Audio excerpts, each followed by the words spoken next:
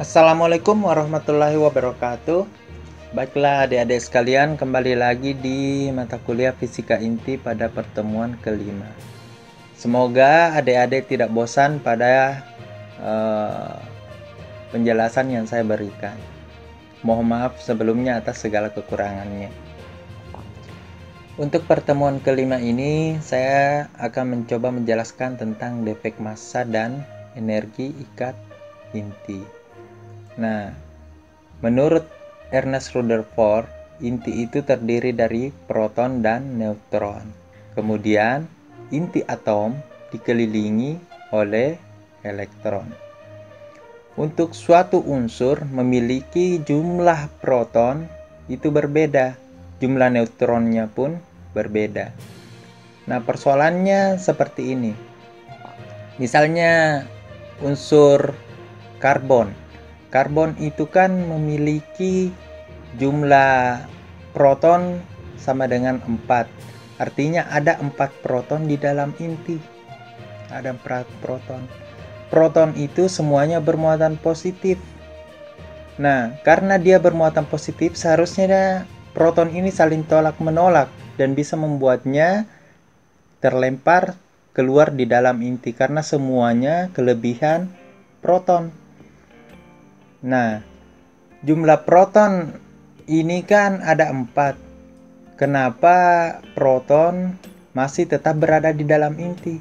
Kenyataannya proton yang keempat proton itu masih tetap di dalam inti.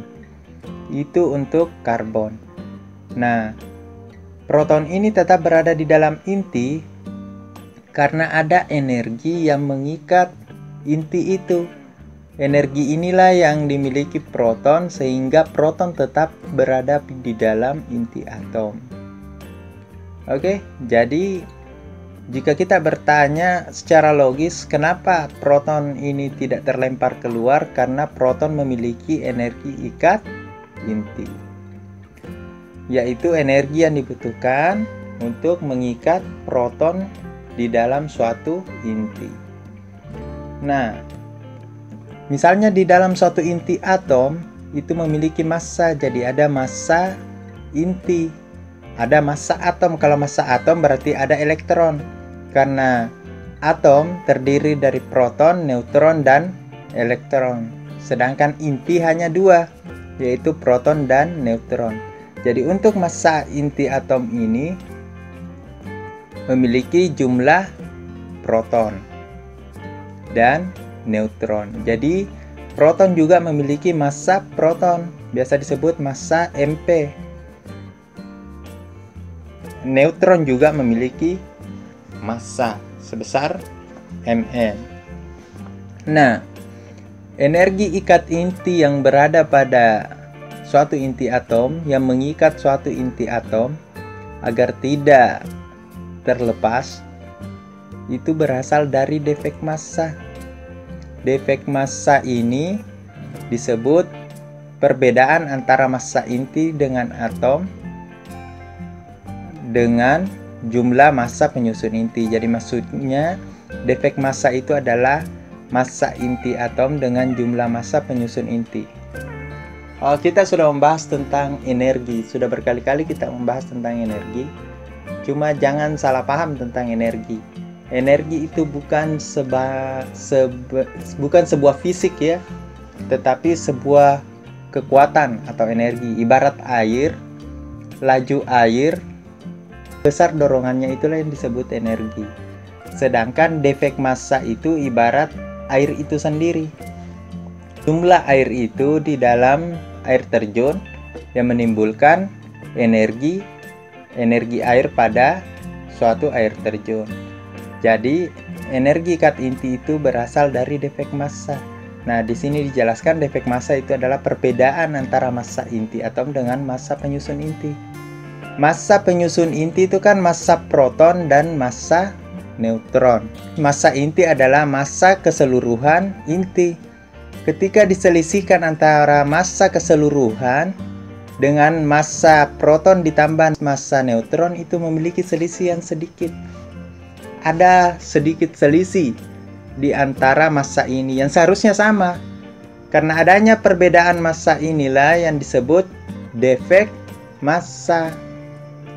Oke? Nah, dirumuskan delta M. Delta M ini defek massa ya.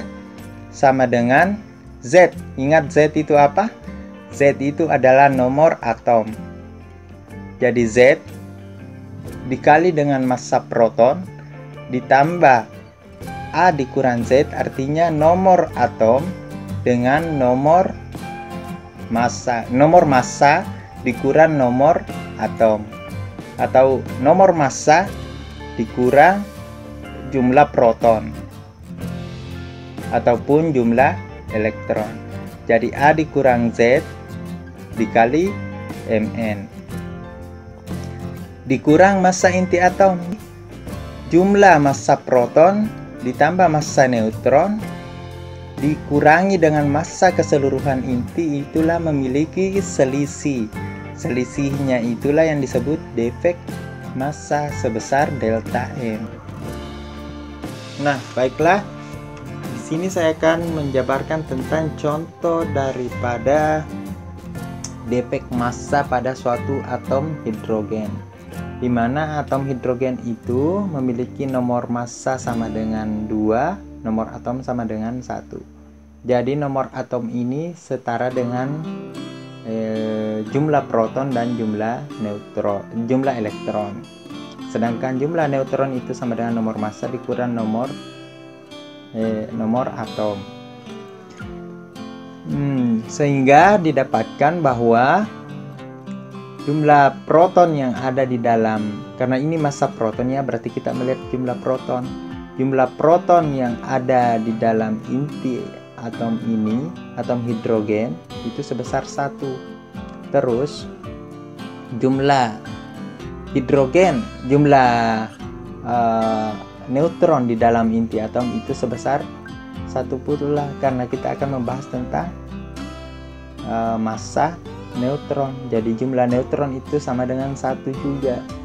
Kok bisa 1, Pak? Iya, jumlahnya itu 1 karena jumlah nomor massanya hidrogen itu adalah 2. Jadi 2 dikurang 1 sama dengan 1. Sehingga di sini kita dapat mengetahui defek massanya itu sebesar 1 dikali dengan ini tetapannya. Ini massa proton dan massa neutron itu tetapan. Begitu pula massa inti atom itu masing-masing dimiliki oleh setiap unsur. Nah, kalau unsur hidrogen dia memiliki massa inti atom sebesar 1,008. Sedangkan massa proton itu 1,0072 ditambah 1,0086. Nah, ini hasil penjumlahan antara massa proton dengan massa neutron dikurangi dengan massa inti atom. Ingat, massa proton ditambah massa neutron itulah yang disebut massa penyusun inti. Jadi ketika saya menyebutkan massa penyusun inti, berarti massa proton ditambah massa neutron, karena di dalam inti ada proton dan neutron.